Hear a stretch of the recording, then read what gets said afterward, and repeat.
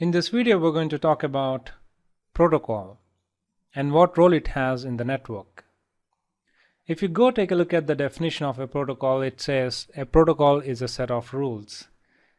Obviously, the definition doesn't make a lot of sense at a first glance, but let me try to explain you with a real-world example. Let us assume that you wanted to send data from A to B. Now, obviously, as we've discussed, the data will be split up into multiple smaller segments called packets. Let's say there are P1, P2, P3, and P4. Now you can't just send these packets in the network and expect them to reach to the destination. All the network components need to follow a set of rules so that they successfully deliver the packets from source to destination.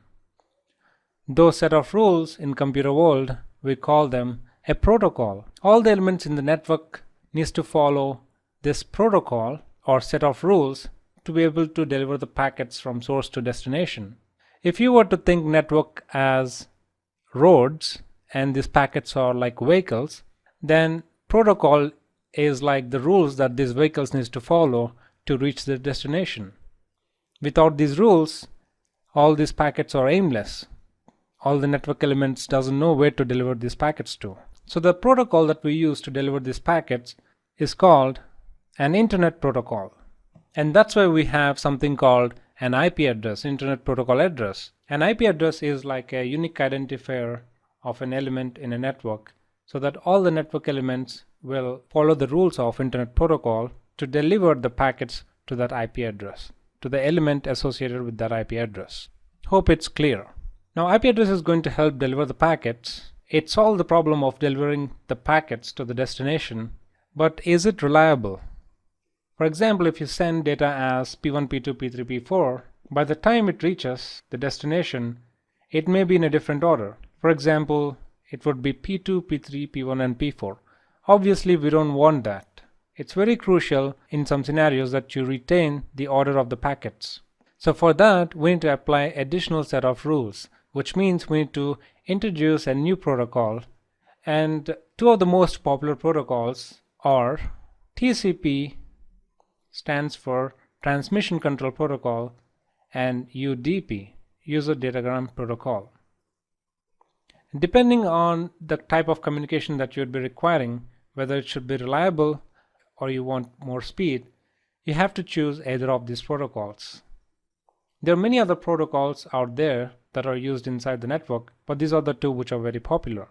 You can say that TCP is a protocol or set of rules that goes on top of Internet Protocol. So sometimes you might hear terms like TCP over IP or UDP over IP because both these protocols are like sub-protocols which are reliant on the parent protocol called Internet Protocol. Now let us try to understand some of the differences between these two protocols. First, let's talk about TCP. TCP is said to be a connection-oriented protocol, which means when you use TCP, both the parties, sender and receiver, will try to establish some kind of a connection before they communicate or exchange data between themselves. And once they exchange the data, they would say goodbye to each other. The reason why it is important to build the connection is to make sure that the packets are reliably delivered.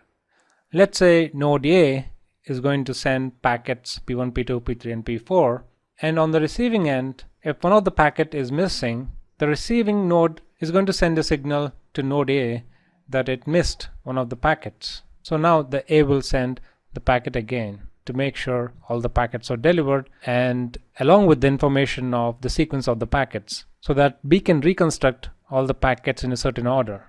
A good example of why this will be useful is when you try to load a web page. When you send a request to a server from a browser, the URL request, which we'll talk about in coming videos, we're essentially requesting a HTML file. Once you send the request, the server will respond back with HTML data. All the HTML data needs to be rendered in the same order it was sent. So in that case, guess what? We better use TCP protocol. Let us try to understand how the handshake happens. So we have the sender and the receiver. Let's say sender wants to send some data. So it would first send a signal saying it wants to communicate with the receiver.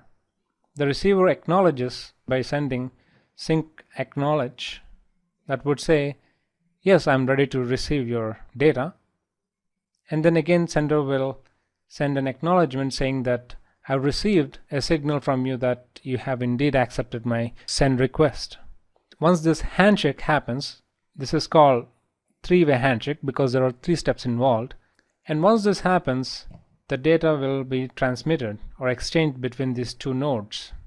Once all the data is transferred in the same order they were sent, they both say goodbye to each other. And that's what these steps describe.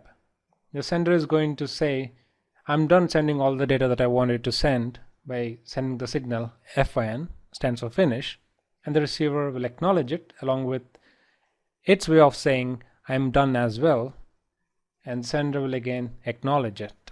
So that's how communication happens in terms of TCP protocol, and hence it's called a connection-oriented protocol, since there is a connection establishment between sender and the receiver before they exchange the data.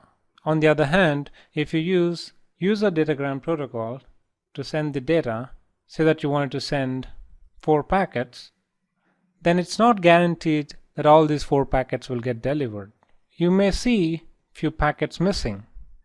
UDP is called connectionless protocol. That means no handshake happens between sender and receiver.